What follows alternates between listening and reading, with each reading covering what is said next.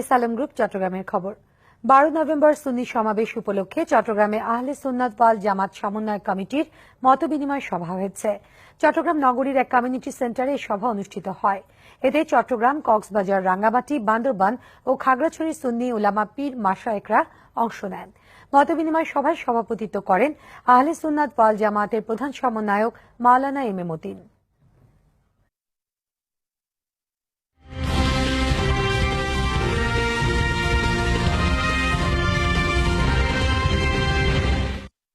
National life insurance আন্তর্জাতিক সংবাদ।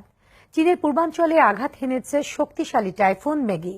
এতে এখন পর্যন্ত একজনের মৃত্যুর খবর পাওয়া গেছে। দেশটির ফুজিয়ান প্রদেশের উপকূলীয় শহর কোয়ানজুতে আঘাত হানে মেগি।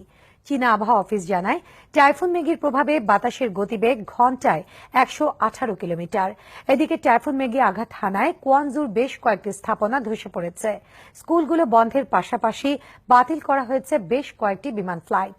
একদিন আগে টাইফুনটি তাইওয়ানে আঘাত হানলে সেখানে 4 জনের প্রাণহানি ঘটে, আহত হয় 600-র বেশি মানুষ। হতাহতের পরপরই ভূমিধসের সতর্কতা দিয়েছে তাইওয়ান কর্তৃপক্ষ। অন্যবারের সব রেকর্ড ভেঙেছে হিলারি ও ডোনাল্ড ট্রাম্পের মধ্যকার প্রথম প্রেসিডেন্সিয়াল বিতর্ক।